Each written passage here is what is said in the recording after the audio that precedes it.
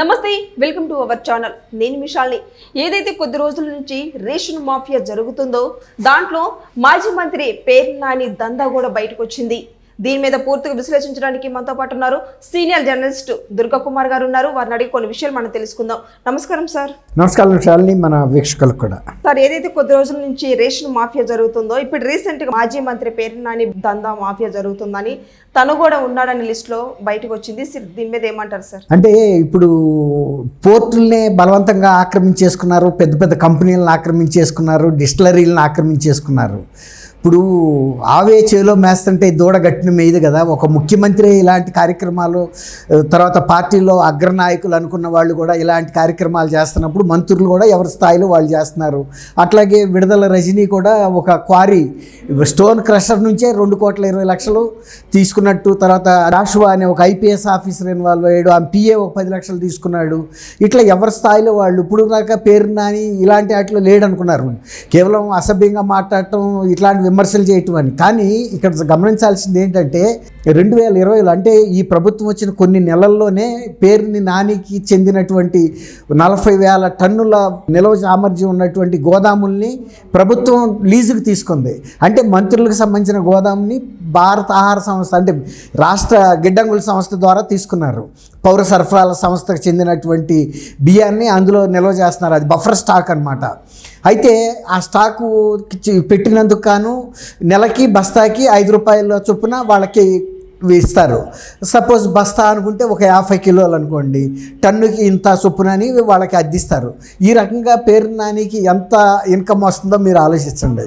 తర్వాత దాన్ని నిర్వహించాల్సిన బాధ్యత ఏంటంటే అది యజమానిదే. ఇప్పుడు యజమానికి సంబంధించిన సిబ్బంది ఉంటారు, అక్కడ కాపలా సిబ్బంది కూడా ఉంటారు. పౌర సరఫరాల శాఖ ఎప్పటికప్పుడు వాళ్ళకి కావాల్సినంతవరకు ఆ బఫర్ స్టాక్లోంచి తీసుకుని డిస్ట్రిబ్యూషన్ చేస్తుంది. అది కూడా వాళ్ళ యజమానులకు సంబంధించిన వాళ్ళ సమక్షంలోనే ఎన్ని తీసుకుంది, నిల్వ ఎంత ఉంది కూడా ఎప్పటికప్పుడు సంతకాలు పెట్టుకుంటారు ఇద్దరు, పౌర సరఫరాల శాఖ అధికారులు, తర్వాత గిడ్డంగి యాజమాన్యం. అయితే ఇలా జరుగుతూ ఉంది. ఇప్పుడు ఈయన గత నవంబర్లో ఈయన పేరుని నాని మా గోడౌన్లో 3,200 బస్తాలు తక్కువ వస్తున్నాయి అని చెప్పి ఆయనే జాయింట్ కలెక్టర్కి లెక్క రాశాడు. ఇస్తూ మళ్ళీ ఇంకోటి ఏం చెప్పాడంటే ఆ నష్టాన్ని మేము కడతాము అని చెప్పాడు. ఎట్లాగూ కట్టాలి, కానీ అది నష్టాన్ని కట్టమని కాదు, అసలు ఎందుకు తగ్గినాయి అనేది అక్కడ పాయింట్. ఇప్పుడు వాళ్ళు దాని వాల్యూ కట్టడం కాదు, ప్రభుత్వ నియమ నిబంధనల ప్రకారం ఏంటంటే ఎంతైతే తగ్గిందో, అంటే అటువంటి దొంగతనాలు జరగకూడదనే ఉద్దేశం మీద అంతకు రెట్టింపు జరిమానా కూడా వేస్తారనమాట. అంటే దాన్ని ముట్టుకోవాలంటే భయపడేటట్టుగా. ఇప్పుడు ఆమెకి రాశాడు, శర్మ అని ఒక లేడీ ఉంది జాయింట్ కలెక్టర్, వాళ్ళు ఇప్పుడు జాయింట్ ఇన్స్పెక్షన్ చేశారు రెవెన్యూ అండ్ పౌర సరఫరాల శాఖ. 3,700 బస్తాల వరకు కూడా తక్కువ వచ్చినట్టు. తర్వాత ఇన్ని టన్నులు అని వచ్చింది. టన్నుకి ₹48,500 చొప్పున దాదాపు 90 లక్షల దాకా దాని వాల్యూ వచ్చింది. అంటే గల్లంతైన బియ్యం విలువ 90 లక్షలు. 90 లక్షలు అంటే దానికి మళ్ళీ డబల్ జరిమానా అంటే ఇంకో 90 లక్షలు, అంటే 1,80,00,000. 1,80,00,000 జరిమానా ఇవాళ ఆయన మీద వేశారు, కట్టాలి. లేదంటే ప్రభుత్వం క్రిమినల్ కేసు కూడా పెడుతుంది. ఇప్పుడు దీని యొక్క రూట్స్ వాళ్ళ మళ్ళీ కృష్ణా జిల్లాలో కూడా కనపడినాయి. అది కూడా మీరు అన్నట్టు మీ ఇంట్రోలో చెప్పారు, రేషన్ బియ్యం. ఖచ్చితంగా అది రేషన్ బియ్యమే. రేషన్ బియ్యాన్నే పంపిణీ కోసం బఫర్ స్టాక్ కింద ఇక్కడ పెట్టి, అది జిల్లా కేంద్రం కాబట్టి మచిలీపట్నం పాత ఉమ్మడి కృష్ణా జిల్లా కేంద్రం కాబట్టి అక్కడ నిల్వ చేశారు. ఆ గోదాము మాజీ మంత్రి అవటం అనేది ఇక్కడ మనం గమనించాల్సిన విషయం. అంటే మంత్రులకు ప్రభుత్వం ఎట్టాగు మన దగ్గర లీజుకి తీసుకుంటుంది కదా అని వీళ్ళు గోదాములు నిర్మించారు. అది ప్రభుత్వానికి లీజుకి ఇచ్చారు, రాష్ట్ర గిడ్డంగుల సంస్థకి. వీళ్ళకి బస్తాకి ₹5 చొప్పున నెలకి ఇట్లా అద్దులు వస్తూ ఉంటాయి. దానికి తోడు చేతి వాటం కూడా చూపించారు పనిలో పనిగా. ఎలాగూ ఎన్ని లెక్కలకు వస్తాయా అనుకున్నారు. అంటే పెద్ద పెద్ద కుంభకోణాలే జరుగుతున్నాయి కదా, ఇవి కూడా ఆ కుంభకోణాల్లో ఎలుకలు తినేసినాయి అనో, లేకపోతే వర్షానికి తడిసిపోయినాయి అనో, లేకపోతే బరువు తగ్గిపోయింది బియ్యం అనో, ఏదో కారణాలు బిల్డప్ చేయొచ్చు కేసుని. అలా చేయించేసి బయటపడదామని అనుకుని ఉంటారు. ఇంతలోకి ప్రభుత్వం మాత్రం ఇవన్నీ కూడా ఇప్పుడు అధికారులు కూడా అలర్ట్ అవుతారు. అదే కనుక గతంలో ప్రభుత్వాలు అయితే వాళ్ళే ఒక దీన్ని సమర్థిస్తూ కొంతేమో ఎలుకల మూలన డ్యామేజ్ అయింది, కొంతేమో తేమ తగ్గిపోవటం వలన బరువు తగ్గిని, ఇలాంటి కొన్ని కారణాలు చూపించి ఈయన బయట పడేసేవాళ్ళేమో. కానీ ఇప్పుడు పరిస్థితి అది కాదు. ఖచ్చితంగా చూపించాల్సి వస్తుంది ఇన్ని టన్నులు తగ్గింది అనేది. టన్ను 48,500 అనేది ఒక లెక్క తేలిపోయింది కదా. ఇప్పుడు అట్లా 90 లక్షలు ప్లస్ 90 కోటి 80 లక్షలు. ఇవాళ నాని కూడా తనంతట తనే చెప్పాడు కదా తక్కువ కనబడుతున్నాయని.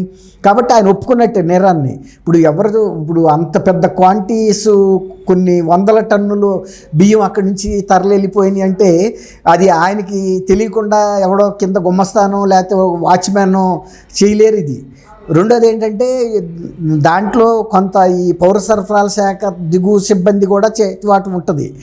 ఇద్దరం కలిసి చేద్దాము, తర్వాత మేము వీలైనంత వరకు కేసు మాఫీ చేస్తాము, తీసిన దాంట్లో పర్సంటేజ్ పంచుకుందాం అనేది ఒక అవగాహనకు వచ్చి ఉంటారు. ఇప్పుడు ఇక అది అవకాశం లేదు కాబట్టి ఆయనంతటా ఆయనే స్వచ్ఛందంగా నా గోదాంలో ఇంత తగ్గింది అని ఒప్పేసుకున్నాడు. అంటే ఒప్పుకుంటే శిక్ష తగ్గుతుంది అంటారు కదా సహజ న్యాయం ప్రకారం. కానీ నిబంధనలు ఏంటంటే ఎంతైతే తగ్గిందో అంతకి డబల్ అయితే వేయాలి. కాబట్టి ఖచ్చితంగా 1,80,00,000 రూపాయల తరుగుదల జరిమానా కట్టాల్సి వచ్చిన పరిస్థితి ఈయనకొచ్చింది. చాలామంది ఈ బయటపడుతున్నాయి ఇప్పుడు ప్రభుత్వం మారిన తర్వాత. అందులో ఇవాళ మీరు అన్నట్టు పేరు నాని, అంటే అసలు ఆయన పేరు వెంకటరామయ్య, అసలు పేరు నాని అంటారు. అయితే ఇంకోటి ఏంటంటే ఆయన ఒక మాజీ మంత్రికి కుమారుడు కూడా, పేరుని కృష్ణమూర్తి గారిని వాళ్ళ నాన్న ట్రేడ్ యూనియన్ లీడరు ఎన్ జనార్దన్ రెడ్డి గారి మంత్రివర్గంలో కార్మిక శాఖ మంత్రిగా కూడా పనిచేశాడు. ఆయనకి మంచి పేరుంది. కానీ మరి నానికేమో ఇలాంటి కుంభకోణాల్లో ఇరుక్కోవటమే కొంచెం అపఖ్యాతిగా అనిపిస్తుంది. అయితే ఇప్పుడు దీని మీద ఎలాంటి చర్యలు తీసుకోబోతుంది సార్? పేరు నాని మీద పౌర సరఫరాల సంస్థ జాయింట్ కలెక్టర్ దృష్టికి కూడా వెళ్తుందమ్మా. ఇంత పెద్ద కుంభకోణం అంటే ఒక 90 లక్షల రూపాయలు రేషన్ బియ్యం మిస్ అవుతాం అనేది చిన్న విషయం కాదు. అందులో అది యాదృచ్ఛికంగా జరిగిన సంఘటన అంతకన్నా కాదు. తర్వాత ఆయనంతటా ఆయన స్వచ్ఛందంగానే చెప్పాడంటే యాక్చువల్గా ఈ యాజమాన్యం అంత వెరిఫికేషన్ చేయదు. ఎవరు చేస్తారు? పౌర సరఫరాల శాఖ సిబ్బంది వచ్చి లెక్కేసుకుంటారు. అంటే వీళ్ళకి తెలుసు కాబట్టి ఇక్కడి నుంచి తరలి వెళ్ళిపోయింది, ముందు మనమే చెప్పేస్తే బెటరు, రేపు ఎట్టాగు షార్టేజ్ వాళ్ళు జాయింట్ ఇన్స్పెక్షన్ చేసినప్పుడు బయటపడుతుంది. కాబట్టి దీని మీద క్రిమినల్ చర్యలు కూడా ఉంటాయి. ఈయన మీదే కాదు, సిబ్బంది మీద కూడా ఉంటాయి. పౌర సరఫరాల సిబ్బంది ఎవరైతే ఉన్నారో వాళ్ళ ప్రమేయం కూడా ఎంతవరకు ఉందనేది కూడా బయటకు తీస్తారు. వాళ్ళ ప్రమేయం లేకుండా జరిగింది అనుకోవటం కూడా వీల్లేదు. తర్వాత ఇంకోటి ఏంటంటే ఈ తీసిన బియ్యాన్ని ఇప్పుడు కాకినాడ పోర్టు ద్వారా ఎక్స్పోర్ట్లో ఇది కూడా ఒక భాగమా, లేకపోతే వీళ్ళు ఇక్కడే స్థానిక మార్కెట్లో అమ్మారా, అమ్మితే ఎంతకు అమ్మారు, ఎవరికి అమ్మారు, ఇది ఎంతకాలంగా జరుగుతుంది, ఇలాంటి అంశాలన్నీ బయటకు వస్తాయి. థ్యాంక్ యూ అమ్మ శాలిని, మన వీక్షకులు.